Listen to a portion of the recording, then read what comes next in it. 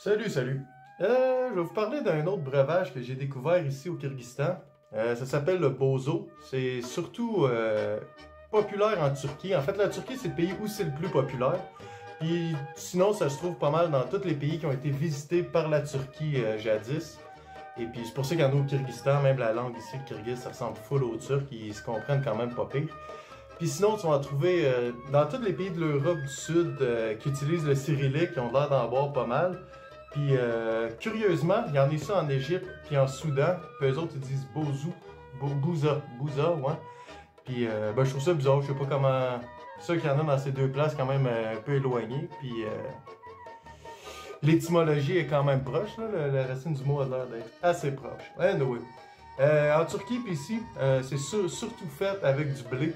Le breuvage de base est fait avec du blé, puis ailleurs dans le monde, ils vont préférer utiliser du millet. Puis sinon, ben, il y a plein de variantes, des combinaisons. Il y en a tout avec du maïs, je pense. Ça, je n'ai pas encore vu, mais la légende dit que.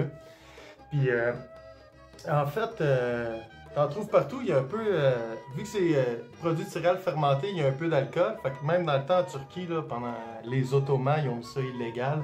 Même si c'est genre, je pense pas que ça peut topper plus que 3-4 pourcentage d'alcool parce que, à ce que j'ai compris quand j'étais là-bas, ils utilisent pas mal la même levure que tu pourrais prendre pour un yogourt. Ils vont le fermenter, puis ceux qui brassent un peu ils le savent, mais si t'as pas une vraie levure faite pour l'alcool, ben tough de passer 5 degrés, puis je pense qu'avec le yogourt, tu vas taper 3-4. Bon, je vais vous montrer ce que j'ai pogné. Ça, j'ai pas encore goûté, mais j'ai décidé que ça allait être mon premier des deux parce que c'est handmade. Et vous pouvez voir, ils le vendent dans des bouteilles de coke, bouchons de coke, ils font juste laver ça. Je voudrais faire ça au Québec, puis tu te fais assassiner dans ton sommeil par la MAPAC.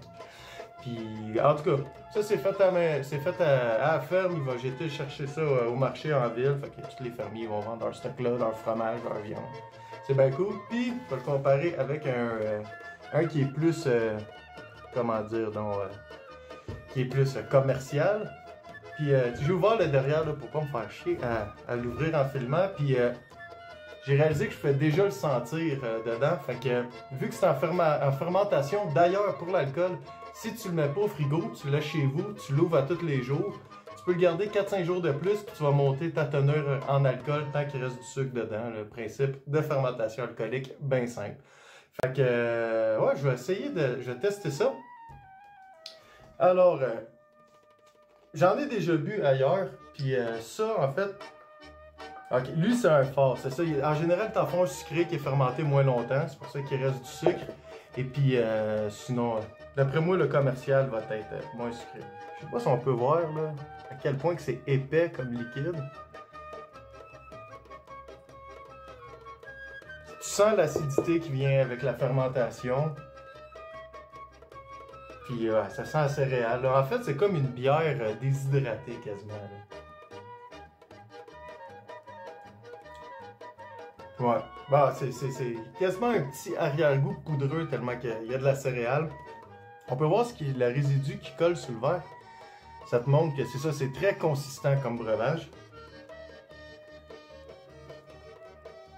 C'est acide, mais c'est un goût plein. T'en as partout dans la bouche, c'est bien bon. Puis surtout, c'est fait à la maison. J'encourage bien ça. Avant de tester l'autre, je vais resetter ma bouche.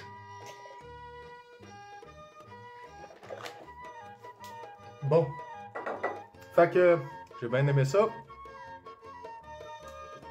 Ouais, je vais pas la resetter, j'ai pas pensé à ça. Sinon, lui, bon, vu que c'est une grosse compagnie, ça s'appelle Joro. Je pense qu'il y a un autre breuvage qui s'appelle Joro, mais en tout cas, Joro, c'est le nom de la compagnie. Oh, regarde, tu peux voir, lui, il est pétillant. Mais il sent vraiment moins fort, là. Puis lui, j'ai lu les ingrédients avant de partir de la vidéo, puis c'est tout est fruité. T'as le millet, t'as l'avoine, t'as du blé. Puis il est aromatisé avec du jus d'argousier. L'argousier, ça ressemble à ça.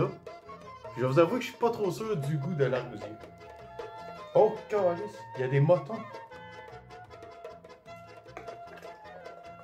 Peut-être qu'il fallait que je le brosse. Quoi qu'en même temps... c'est pétillant, en fait, c'est peut-être pas la meilleure affaire à faire, mais non, ça n'a pas changé l'odeur, je sais pas pourquoi que je l'ai ressenti. On va pas attendre, il est pétillant.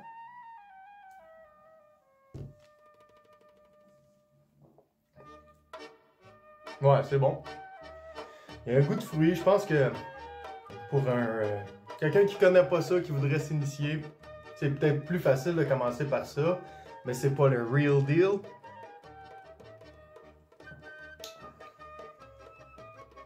Ouais, c'est bon, mais je vais quand même dire que c'est de la merde vu que c'est une grosse compagnie vis-à-vis un produit maison que j'ai tout le temps. C'est drôle de dire produit maison puis de pointer Coca-Cola, mais tous deux sont très bons. Celui-là, je pense qu'il doit être à peu près à 3% d'alcool dans celui-là. Genre, un grand verre pour déjeuner, l'estomac vide, tu vas sentir la tête légère après avoir pris ton déjeuner. Celui-là, ben, c'est juste bon. Saoule tes enfants tranquillement, c'est cool. Bon, est-ce qu'il y a des questions? Non? C'est pas mal ça que j'avais à dire sur le bozo.